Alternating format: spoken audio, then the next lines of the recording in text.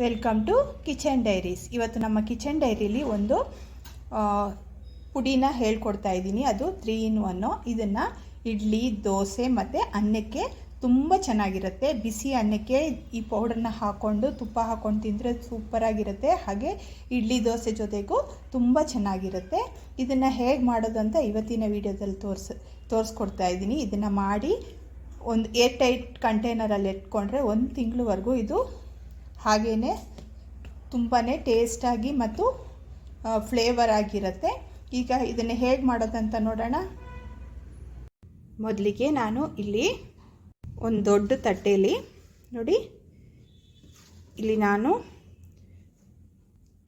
ಒಂದು 50 ಗ್ರಾಮಷ್ಟು ಕಡಲೆಬೇಳೆ ತೊಗೊಂಡಿದ್ದೀನಿ. ಹಾಗೆಯೇ 50 ಗ್ರಾಮಷ್ಟು ಹುರ್ಗಡ್ಲೆನ ತೊಗೊಂಡಿದ್ದೀನಿ. ಹಾಗೆ 2 ಚಿಕ್ಕ ಸೈಜದ್ದು ಬೆಳ್ಳುಳ್ಳಿನ ಹೀಗೆ ಬಿಡಿಸಿಟ್ಕೊಂಡಿದ್ದೀನಿ.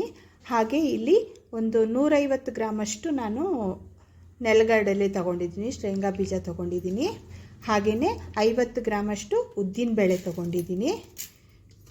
ಹಾಗೆ ಒಂದು ಇಡಿಯಷ್ಟು ಕರ್ಬೇವಿನ ಸೊಪ್ಪು, ಇದನ್ನು ಚೆನ್ನಾಗಿ ಕ್ಲೀನ್ ಮಾಡಿ ತೊಳೆದು ಒಣಗಿಸಿ ತೊಗೊಂಡಿದ್ದೀನಿ. ಹಾಗೆಯೇ ಇಲ್ಲಿ ಒಂದು ಸ್ವಲ್ಪ 5-6 ಮೆಣಸಿನ್ಕಾಯಿ ಮತ್ತು ಬ್ಯಾಡಗಿ ಮೆಣಸಿನ್ಕಾಯಿ ಎರಡನ್ನೂ ತೊಗೊಂಡಿದ್ದೀನಿ.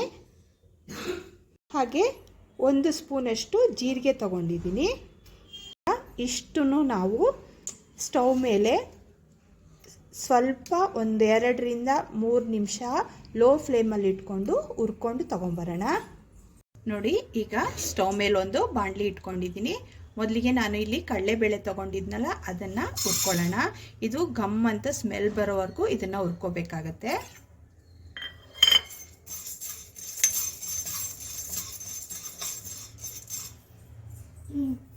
ನೋಡಿ, ಇದು ಸ್ವಲ್ಪ ಬೆಚ್ಚಗಾದ್ಮೇಲೆ ಇದ್ರ ಜೊತೆಗೇನೆ ನಾನು ಇಲ್ಲಿ ಉದ್ದಿನ ಬೇಳೆನೂ ಸೇರಿಸ್ಕೊಳ್ತಾ ಇದ್ದೀನಿ. ಇದನ್ನು ಇದ್ರ ಜೊತೆಗೆ ಸೇರಿಸ್ಕೊಳ್ಳೋಣ. ಇದನ್ನು ಒಂದು ಸ್ವಲ್ಪ ಬಿಸಿ ಮಾಡ್ಕೊಳ್ಳೋಣ.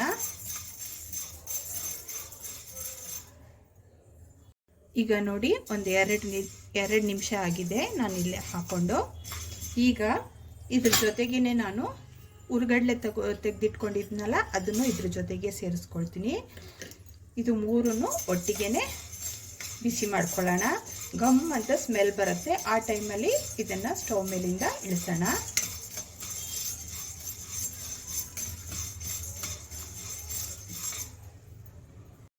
ಈಗ ಒಂದು 2ರಿಂದ 3 ನಿಮಿಷ ಆಗಿದೆ. ಇದು ಗಮ್ ಅಂತ ಸ್ಮೆಲ್ ಬರ್ತಿದೆ. ಇದು 3 ಚೆನ್ನಾಗಿ ಹುರಿದಿದೆ ನೋಡಿ. ಇದನ್ನು ಕಲರ್ ಚೇಂಜ್ ಮಾಡ್ಕೊಳ್ಳೋ ಅವಶ್ಯಕತೆ ಇಲ್ಲ.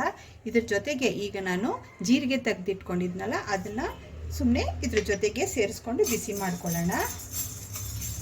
ಹೀಗೆ ಒಂದೆರಡು 20 ಸೆಕೆಂಡ್ ಹೀಗೆ ಮಾಡಿ ಸ್ಟವ್ ಫ್ಲೇಮ್ನ ಆಫ್ ಮಾಡಿ ಇದನ್ನು ಇನ್ನೊಂದು ತಟ್ಟೆಯಲ್ಲಿ ತೆಗೆದಿಟ್ಕೊಳ್ಳೋಣ. ನಾವು ಜೀರಿಗೆನ ಇದ್ರ ಜೊತೆಗೆ ಬಿಸಿ ಮಾಡಿದ್ರೆ ಸಾಕು.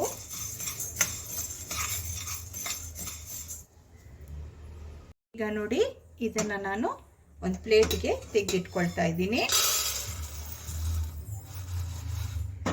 ಈಗ ಇದನ್ನು ಒಂದು ಸೈಡಲ್ಲಿ ಇಟ್ಬಿಡೋಣ ತಣ್ಣಗಾಗೋದಕ್ಕೆ.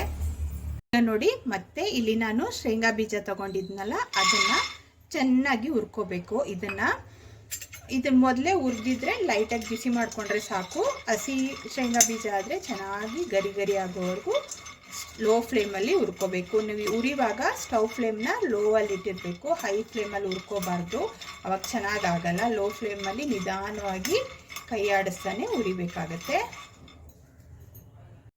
ಈಗ ನೋಡಿ, ಒಂದು 2ರಿಂದ 3 ನಿಮಿಷ ಆಗಿದೆ. ಈಗ ಚೆನ್ನಾಗಿ ಫ್ರೈ ಆಗಿದೆ.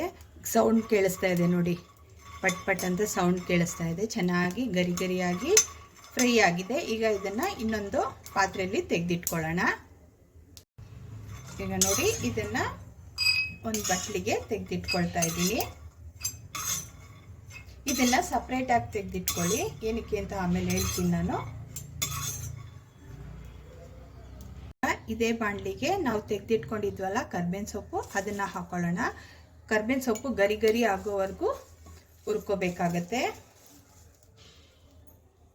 ನೋಡಿ, ಕರ್ಬೇವಿನ ಸೊಪ್ಪಲ್ಲಿ ಸ್ವಲ್ಪನೂ ನೀರಿನ ಅಂಶ ಇರಬಾರ್ದು. ಕಂಪ್ಲೀಟಾಗಿ ಡ್ರೈ ಆಗಿರಬೇಕು ಮತ್ತು ಇದು ಗರಿ ಆಗಿರಬೇಕು. ಅಲ್ಲಿವರೆಗೂ ನಿಧಾನವಾಗಿ ಲೋ ಫ್ಲೇಮಲ್ಲಿ ಹುರ್ಕೊಳ್ಳಿ. ಆಗಲೇ ಚೆನ್ನಾಗಿ ನಾವು ಮಾಡೋ ರೆಸಿಪಿ ಚೆನ್ನಾಗಿ ಬರೋದು. ಫ್ಲೇವರ್ ಎಲ್ಲ ತುಂಬ ಚೆನ್ನಾಗಿರುತ್ತೆ. ನಾವು ಅರ್ಜೆಂಟಾಗಿ ಮಾಡಿಕೊಂಡ್ರೆ ಫ್ಲೇವರ್ ಚೆನ್ನಾಗಿರಲ್ಲ, ಟೇಸ್ಟು ಚೆನ್ನಾಗಿರಲ್ಲ, ಮತ್ತು ಒಂಥರ ಗಮ್ ಅಂತ ಸ್ಮೆಲ್ ಬರಲ್ಲ.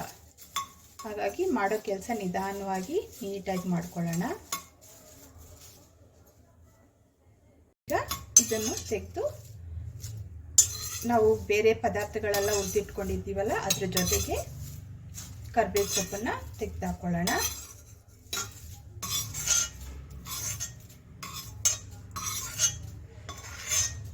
ಈಗ ಇದೇ ಬಾಣಲಿಗೆ ನಾನಿಲ್ಲಿ ಬೆಳ್ಳುಳ್ಳಿ ತೆಗೆದಿಟ್ಕೊಂಡಿದ್ನಲ್ಲ ಅದನ್ನು ಒಂದು 2 ನಿಮಿಷ ಹಾಗೇನೆ ಇದನ್ನ ಬೆಳ್ಳುಳ್ಳಿಲಿರೋ ನೀರಿನ ಅಂಶ ಹೋಗೋವರೆಗೂ ಲೈಟಾಗಿ ಹುರ್ಕೊಳ್ಳೋಣ. ನಾವು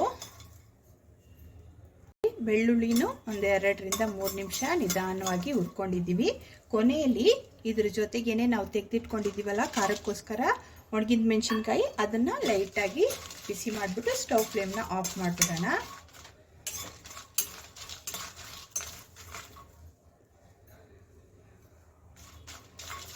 ಈಗ ಇದನ್ನು ನಾವು ಯಾವ್ಯಾವ ಪದಾರ್ಥಗಳನ್ನ ಹುರಿದಿಟ್ಕೊಂಡಿದ್ದೀವೋ ಅಷ್ಟನ್ನು ಪೂರ್ತಿ ತಣ್ಣಗಾಗೋವರೆಗೂ ಫ್ಯಾನ್ ಗಾಳಿಲೋ ಅಥವಾ ಹಾಗೇನೋ ಹೊರಗಡೆನೋ ನಿಧಾನ ಬಿಡಬೇಕಾಗತ್ತೆ. ಪೂರ್ತಿ ಕಂಪ್ಲೀಟಾಗಿ ತಣ್ಣಗಾಗಬೇಕು, ಅಲ್ಲಿವರೆಗೂ ಏನು ಮಾಡೋಕ್ಕೆ ಹೋಗಬಾರ್ದು.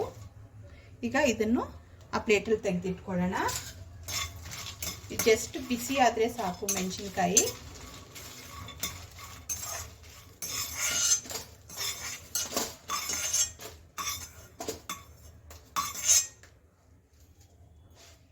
ಈಗ ನೋಡಿ, ಇದಿಷ್ಟನ್ನು ನಾವು ಕಂಪ್ಲೀಟಾಗಿ ತಣ್ಣಗಾಗೋವರೆಗೂ ಬಿಡಬೇಕಾಗತ್ತೆ. ಈಗ ನೋಡಿ, ಇದು ಕಂಪ್ಲೀಟಾಗಿ ತಣ್ಣಗಾಗಿದೆ. ತಣ್ಣಗಾದ್ಮೇಲೆ ನಾನಿಲ್ಲಿ ಒಂದು ಮಿಕ್ಸಿ ಜಾರ್ನ ತಗೊಳ್ತಾ ಇದ್ದೀನಿ. ಅದರಲ್ಲಿ ಇದನ್ನು ಇಷ್ಟನ್ನು ಸೇರಿಸ್ಕೊಳ್ತಾ ಇದ್ದೀನಿ. ಪೂರ್ತಿ ಕಂಪ್ಲೀಟಾಗಿ ತಣ್ಣಗಾದ್ಮೇಲೆ ಸೇರಿಸ್ಕೋಬೇಕು.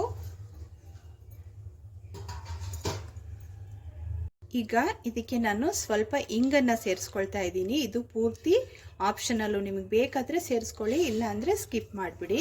ಈಗ ಇದಕ್ಕೆ ನಾನು ಒಂದು ಅರ್ಧ ಸ್ಪೂನಷ್ಟು ರುಚಿಗೆ ತಕ್ಕಷ್ಟು ಉಪ್ಪನ್ನು ಆ್ಯಡ್ ಮಾಡ್ಕೊಳ್ತಾ ಇದ್ದೀನಿ. ಉಪ್ಪನ್ನು ನೋಡ್ಕೊಂಡು ಆ್ಯಡ್ ಮಾಡ್ಕೊಳ್ಳಿ, ನಿಮ್ಮ ಟೇಸ್ಟ್ ತಕ್ಕಂಗೆ ಹೆಚ್ಚು ಕಮ್ಮಿ ಮಾಡಿಕೊಂಡು ಆ್ಯಡ್ ಮಾಡ್ಕೊಳ್ಳಿ.